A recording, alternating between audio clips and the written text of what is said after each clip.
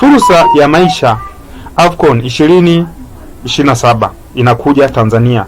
Na maanisha kombe la mashindano ya mpira wa miguu ya mataifa ya Afrika yatafanyika nchini Tanzania na nchi nyingine za Afrika Mashariki kama Kenya na Uganda. Usikawie hata siku moja. Naomba nisikilize kitu kimoja muhimu sana leo. Fursa kubwa zaidi ya uwekezaji wa maisha yako inakuja Tanzania mwaka 2027, na maanisha 2027, na wengi hawajui jinsi ya kuitumia. AFCON mwaka 2027 ni nini hasa? Mwaka 2027 Tanzania, Kenya na Uganda watashirikiana kuandaa fainali za kombe la mataifa ya Afrika, AFCON mwaka 2027, moja ya mashindano makubwa zaidi ya mpira wa miguu barani Afrika. Rais wa shirikisho la mpira wa Afrika CAF, huyu bwana Patrice Motsepe ambaye ni raia wa Afrika Kusini, amesema wazi moja ya changamoto kubwa ya mashindano haya mwaka 2027 ni upungufu wa makazi ya wageni.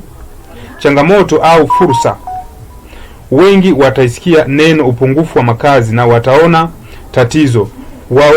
Mwekezaji mwerevu anasikia neno hilo na kuona fursa ya dhahabu. Fikiria hivi, wageni zaidi ya milioni 1.5 kutoka mataifa mbalimbali duniani wanakuja Afrika Mashariki. Timu kubwa 24 za mataifa mbalimbali, kila timu na wachezaji, makocha na wasimamizi wake. Mashabiki wengi kutoka kila nchi inayoshiriki, waandishi wa habari kutoka mitandao ya kimataifa, washirika wa biashara, sponsors na wawekezaji wakubwa wa kimataifa. Wote hawa wanahitaji mahali pa kulala kwa wiki nyingi. Na wewe kama una nyumba, apartment au hoteli, tazama una jibu la tatizo hili. Msisahau nyinyi wa Airbnb. Ukubwa wa fursa hii kwa nambari. Wageni wanaotarajia kuja Afrika Mashariki zaidi ya milioni 1.5. Muda wa mashindano wiki kadhaa za mfululizo. Bei ya makazi wakati wa AFCON inapanda mara 3 hadi 5 ya bei ya kawaida. Hoteli maarufu kama hoteli Vedi ya Zanzibar inaweza kuchukuliwa na timu moja nzima ya Morocco peke yake, na baadhi ya vitu vingine yanaweza kuchukuliwa na wengine pia. Na bado mashabiki, waandishi wa habari na wageni wengine wanabaki bila makazi. Fursa kwa aina tofauti za wamiliki. Moja, wamiliki wa hoteli kubwa. Kama una mpango wa kujenga hoteli ya nyota 5 au 7, huu ndio muda wake. Wageni wa kimataifa wanahitaji makazi ya hadhi ya juu. Bei unaweza kutoza wakati wa AFCON ni ya juu sana.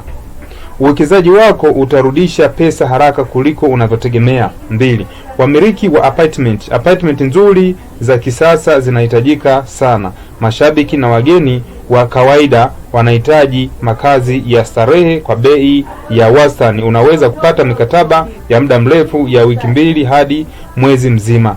3, wamiliki wa Airbnb nzuri na za kisasa zitauzwa haraka sana. Wageni wanaotoka mataifa ya nje wanapenda Airbnb kuliko lodge. Unaweza kupata wateja wa moja kwa moja, direct booking, kutoka nje ya nchi. Hatua muhimu ya sasa hivi kabla ya mwaka 2027. Usisubiri 2027 kufika ndipo uanze. Watu wanaotajirika kwenye AFCON mwaka 2027 wataanza kujiandaa leo hii, si mwaka 2027. Hapa kuna hatua za kuchukua sasa hivi. 1, safisha na imarisha mitandao yako ya kijamii, Facebook, Instagram, TikTok na YouTube. Yafanye yaonekane ya kitaalamu. Piga picha nzuri za nyumba au hoteli yako. Anza kutangaza mapema kabla ya ushindani kuwa mkubwa. 2, jiweke kwenye majukwaa ya kimataifa. Sajili nyumba yako kwenye airbnb.com. Hii inaweza kusaidia watu wengi duniani ikaweza kuwafikia kwa haraka na kwa muda mfupi. Sajili kwenye booking.com, sajili kwenye hotels.com. Ukifanya hivi mapema utakuwa tayari una ukaguzi, review mzuri kabla ya kufikia mwaka 2027 haujafika.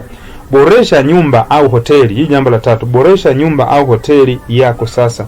Wageni wa kimataifa watakubali nyumba ya kawaida.